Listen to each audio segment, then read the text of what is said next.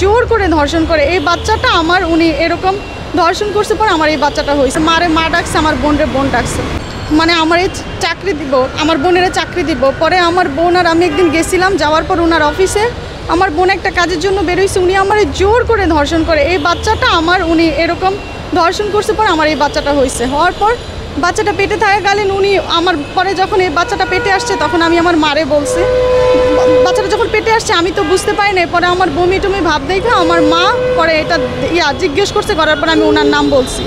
বলার পর উনি কী করছে বলে কি আমার মায়ের হাতে পায়ে ধরছে, ধইরা এর আগে উনি আরেকটা বাচ্চা এবর্ষণ করে। এই বাচ্চাটা উনি আবারও আমার চাকরির নাম দিয়ে নিয়ে আবার উনি মাপ টাপ চেয়ে তারপরে উনি এই বাচ্চাটা করছে। করার পর উনি বলে যে বাচ্চার ভরণ পোষণ সব দিমু, সব কিছু করবো। কিন্তু বাচ্চা পেটে ছিল যখন উনি অনেক দেখছে, বাচ্চা হওয়ার পর উনি আর দেখে না। পরে তখন তো আমি বিপদে পড়ছি। পরে আমার মা বলতেছে আমার মারে, আমার মার সাথে আর করে না। পরে আমি ওনার অফিসে গেছি। ওনার অফিসে যাওয়ার পর ওনার অফিসে যখন গেছি উনি কী করছে আমি ওনার কাছে স্বীকৃতি চাইতে গেছি। যে ওনার কাছে স্বীকৃতি চাইতে গেছি উনি স্বীকৃতি না দিয়ে আমার কাবিননামা ছাড়াই উনি আমার তালাকনামা পাঠাইছে। পাঠানোর পর আমি তো এটা তালাকনামা পাই অবাক হয়ে গেছি। তারপর আমি লিগেল এডে গেছি। পরে সেখানেও দেখি তেমন একটা করতেছে না।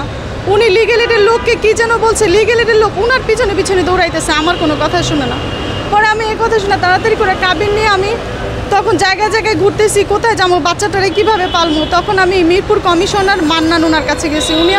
উনি আমার কথা শুনে বলতেছে যে এটা তো অনেক বড় প্রতারক, আর এই লোকটাকেও আমি মানে এটা তো প্রতারণা, আর এই লোকটাকেও আমি চিনি। প্রথম আলো পত্রিকা তো আমার অনলাইন পত্রিকা তো আমার নিউজটা হয়েছে। পরে ওনারা কী করছে এটা নিয়ে মান্নান উনি আমার এমপি ওনার কাছে পাঠাইছে। এমপি ওনার কাছে যখন গেছি তখন এমপি উনি সব কথা শুই না ওনার সাথে আমারে একটা কাবিন করায় দিছে। পরে কাবিন হওয়ার পর উনি শুধু কাবিনটাই করছে, এরপরে আর কোনো দিন উনি দেখতেও আসে নাই, দেখাও করে নাই, কিছুই না। তারপর 5,000 টাকা পাঠিয়ে দিছে। পরে যখন 5,000 টাকা পাইয়া যখন আমি এমপি ওনার কাছে গেছি যে উনি তো আমার 5,000 টাকা পাঠিয়ে দিছে, আর কিছুই তো উনি করে না, উনি কোনো কিছুই করে না। তখন এই কথা যখন বলছি তখন তাড়াতাড়ি করে উনি কী করছে আমার যে উকিল বাপ ছিল বিয়ের সময় যে উকিল বাপ দিছে উনি আমারে আবার বলছে যে উনারে 10,000 টাকা দিয়ে দেওয়ার জন্য। উনি 10,000 টাকা দিছে। এখন আমি যে বাসায় থাকি আমার বড় আপু এই বাসায় রাখতে আমার রাজি না, বলে যে এই বাসায় তুই থাকতে পারবি না, কারণ একজনের বাসায় এসে আরেকজনের রাখে না, তুই তোর মতো গিয়া থাক, তোর মতো গিয়া চল। এখন উনি আমার বাচ্চারে উনি শুধু নামে একটা কাবিন করছে, উনি ধর্ষণ মামলাটা ঢাকার জন্য নামে একটা কাবিন করছে। উনি আসেও না, বাচ্চাটারে দেখেও না, কিচ্ছুই না। যদি ওনারে ফোন দিই উনি বলে আমার ভাই সাংবাদিক আছে। তারপরে আমি একদিন ওনার বাসায় গেছি বাচ্চাটা নিয়ে, বাসায় গেছি পরে উনি কারে জানি ফোন দিছে, একজন ওসি বলে কি যে কি যেন আরেকবার যদি আসে মরিচ ঢাইলা দিবা। একজন ওসি এই কথাটা কীভাবে বলল। তারপরে যখনই একজন কাছে গেছি এমপি উনি বলে বিয়ে পড়াই দিছি, মানে উনি আমার যথেষ্ট সহযোগিতা করছে। আমার তো কাবিন ছিল না, উনি আমার কাবিন করাই দিছে।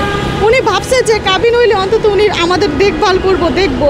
তারপর আরেকজন ভাই ছিল জনি, উনিও আমার অনেক করছে, কিন্তু তারপরে উনি আর কোনো কিছুই করে না, আসেও না, দেখেও না, কিছুই না। এবারও উনি টাকা পাঠাচ্ছে বাচ্চারে করবে না।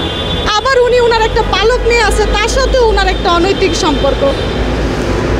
এখান দিয়ে আমি থাকতে পারতেছি না। উনি বাসা ভাড়া দিতেছে, জায়গা দখল করে ভাড়া দিতেছে, ওনার পালক মেয়ের সাথে ওনার সম্পর্ক। তারপরে এখন ওনার স্ত্রী যদি পালক মেয়েটা রাখতে পারে তাহলে এই বাচ্চাটা নিয়ে আমি রাস্তায় ঘুরতেছি, উনি শুধু টাকা দিয়ে দেয়, বলে কি না আমি বাসা ভাড়া দিব না, বাসা ভাড়া তোমরা করে নাও। এখন আজকে এমপি উনি আসে দেখে উনি আমার টাকা দিতেছে। 2 দিন পর যদি এমপি না থাকে, উনি যদি আমার এখন দায়িত্বটা না নেয় তাহলে উনি কখন আমার দায়িত্ব নেবে, আর কখন উনি আমার বাসা ভাড়া দিব। উনি এইভাবেই শুধু ঘুরাইতেছে। আবার ওনাকে যদি ফোন দিয়ে উনি বলে 100 সাংবাদিক আমার হাতে আছে, উকিল 100 উকিল আমার আছে, কে কি করতে পারবে, কেউই কিছু করতে পারবে না আমারে। তারপরে বিভিন্নভাবে আমারে ফোন দিয়ে বিভিন্ন লোক দিয়ে হুমকি দেয়, অনেক বড় বড় লোক আমারে ফোন দিয়ে বলে যে এটা নিয়ে আর কোনো বাড়াবাড়ি করো না, কোনো কিছু করো না।